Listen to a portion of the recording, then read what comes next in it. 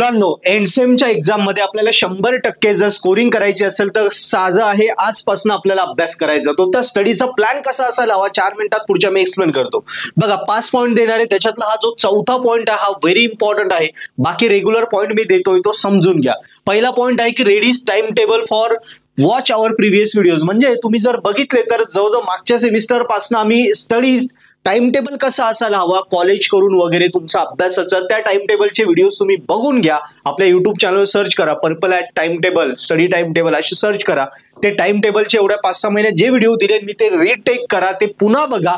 तुम्हाला आयडिया येऊन जाईल की आपलं स्टँडर्ड टाइम टेबल कसं असायला हवं, ते समजून तुमचं त्या हिशोबाने मॅनेज करा. ओके. सो कारण टाइम टेबलचे ऑलरेडी मी खूप व्हिडिओ दिले, त्यामुळे इथे आता परत देत नाही ते व्हिडिओ. तुम्ही बघून घ्या, आयडिया क्लिअर होईल. कारण टाइम टेबल लागणार आहे.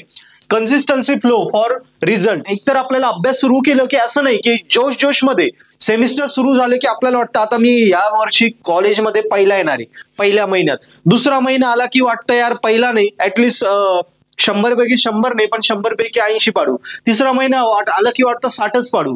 चौथा महिना पेपर जवळ आले की वाटतं यार 5 तरी झालो पाहिजे, टॉपरचं नंतर होऊ द्या. असं नाही करायचं आपल्याला. त्यामुळे पुढचे 2 महिने कंटिन्यू आपल्याला कन्सिस्टंट राहायचं. एकदा ठरवलं ना, असं ठरवा. एखादं वाटतंय 5 तास अभ्यास करायचा, 5 तास कर पण कंटिन्यू कर. एखादं वाटतं 3च तास करायचं, 3 तास कंटिन्यू कर पण कंटिन्यू कर. हे करताना काय करायचं आपल्याला, सगळ्यात आधी काय कर, हार्ड जे आहे, जे अवघड आहे ते आधी करून घे. कारण एकदा अवघड जे मोठे संकट आहे ते आधी निघून गेलं ना, पुढचे जे छोटे संकट असताना ते यू मिनिटात आपण त्या कॉन्फिडन्स मध्ये यू मिनिटात कव्हर करून घेतो. बरोबर आहे की नाही? तसंच आहे. आधी जे अवघड टॉपिक्स आहे, अवघड सब्जेक्ट्स आहे ते आधी पटापट कव्हर करून घे. म्हणजे काय होईल, अवघड झालं असा कॉन्फिडन्स येतो आणि मग पुढचं छोटंसं तर काहीच वाटत नाही, चिल्लर वाटतं. त्यामुळे आधी अवघड टॉपिक, अवघड धडे, जे जे अवघड वाटते ते आधी कव्हर करून घे. पासिंगचं काम कम्प्लीट कर. इथे मी येतो शेवट. आणि हा आहे 1 महिना स्टडी करायचं, 7 दिवस रिव्हिजन करायचे. 1 महिना स्टडी, 7 दिवस रिव्हिजन. का? कारण अजून 2 महिने.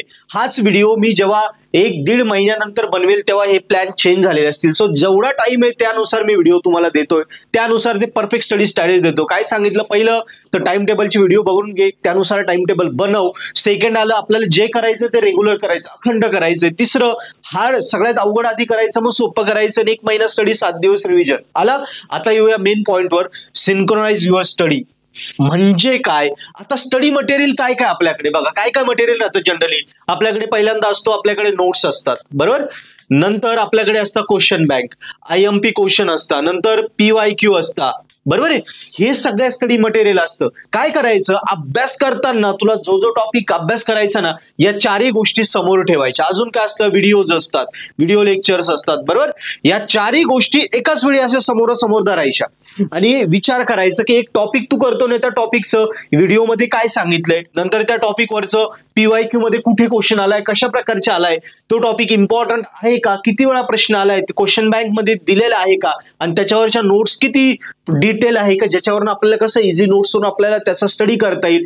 या पद्धतीने, या 5 स्टेज फॉर्म्युलाने सिंक्रोनाइज म्हणजे 5ही गोष्टी, प्रत्येक टॉपिकवर 5ही गोष्टी तुझ्या समोर पाहिजे आणि 5ही गोष्टीचं अनालिसिस करून तुला पेपर आयडिया क्लिअर होईल की हा टॉपिक किती महत्वाचा आहे, हा टॉपिक मागच्या वेळी आला का, याला क्वेश्चन बँक मध्ये दिलाय, याच्यावरचे नोट्स प्रॉपर आहे, याच्यावरचं व्हिडिओ सोल्युशन जे आहे ते इझी आहे का, समजतंय का.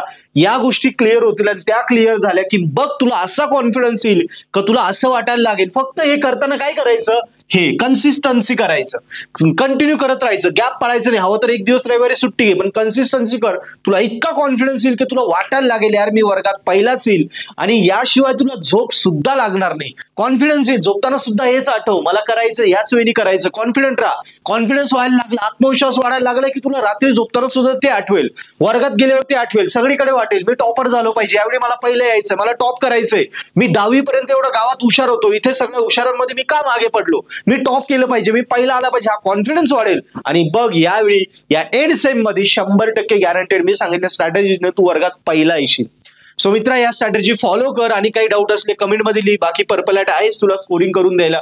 आणि मी नेहमी सांगतो तसंच अभ्यास करताना पर्पल हॅट ऍप्लिकेशनची नक्की मदत घे, ज्याच्यावरती तुला या सगळ्या गोष्टी एका सबस्क्रिप्शन मध्ये भेटून जातात. Simple notes, question bank, IMP question, solve paper आणि व्हिडिओ लेक्चर. सो कॉलेजमध्ये टॉपिक समज नसेल किंवा तो टॉपिक समजलाय पण आउट ऑफ मार्क घ्यायचे, वर्गात पहिले यायचं किंवा त्या विषयाला आपल्याला आउट ऑफ करायचे, सगळे विषय स्कोर करायचे, तर नक्की पर्पल हॅट ऍप्लिकेशनची मदत घे. त्याच्या कुठल्याही सबस्क्रिप्शन मध्ये फ्री लेक्चर येते बघ, आवडले तर एवढे 5-5 तुला बेनिफिट भेटतात.